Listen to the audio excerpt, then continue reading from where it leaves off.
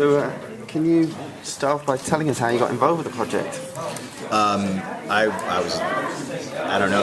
was lucky. I won the lottery. That's how I got involved in the project. No, my agent sent me out for the new Batman, cartoon, and that's very secretive about it. So you got to read just a little bits and pieces,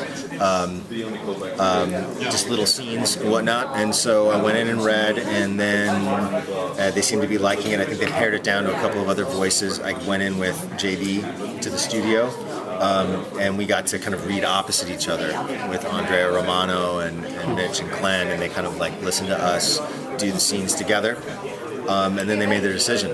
So yeah, it was awesome. When I got it, I went home, and I have a 4-year-old boy, and I said, "I'm Batman," and he looks at me and he goes, "I'm Batman." Right? I go, "No, I'm the voice of Batman." He goes, "Right, I'm Batman."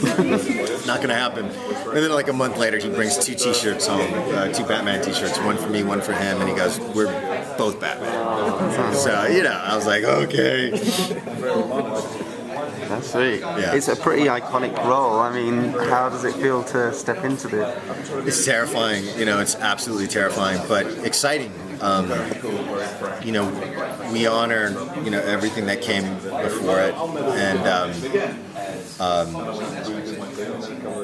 but it's also something. It's like our chance to kind of not change it. We completely honor what's come before in the Batman universe, but kind of put our little stamp on it by not getting crazy with it, but just kind of looking at a point in time in the Batman universe. We're dealing with Batman in his 30s, pre-Robin. We're dealing with a Batman who's still grappling with the kind of Rubik's Cube that's Bruce Wayne, Batman, and how he kind of navigates those 2 personalities, and a Batman who goes out there sometimes half-cocked, who finds himself in bad situations or gets hurt.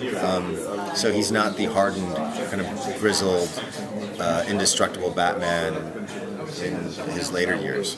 So it's actually an exciting, fun place to be. We also get to see Batman with this rogues gallery of villains, lesser-known villains. We get to see them animated for the first time. Professor Pig and Toad and Anarchy, Magpie, a bunch of others who will, be animated for the first time. And more importantly, you'll see Batman interact with them for the first time. Kind of the first time that he ever encounters Magpie or encounters these villains. So you kind of get the genesis of that relationship, which to me is really exciting for Batman fans. You talk about sort of figuring out the identity, and in that first episode especially, there's a lot of Bruce referring to himself and Batman as 2 different people. So how do you approach that as an actor to kind of to put that sort of duality in your performance? We came up with 3 different voices, not entirely different, slight variants on them, but we've got a public Bruce Wayne who's, this kind of playboy billionaire, kind of the facade that he shows Gotham.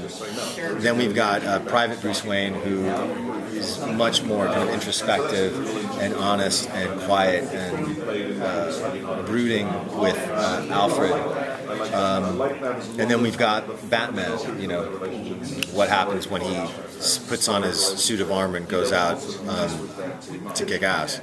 So, we kind of dealt with those 3 voices. He does refer to Batman as Batman, and when he's Batman, he refers to Bruce Wayne as Bruce Wayne. I think that's his way right now to keep them separate. They aren't one to him. There's a duality to him, and I think that psychologically it's the only way that he can kind of keep everything in a box.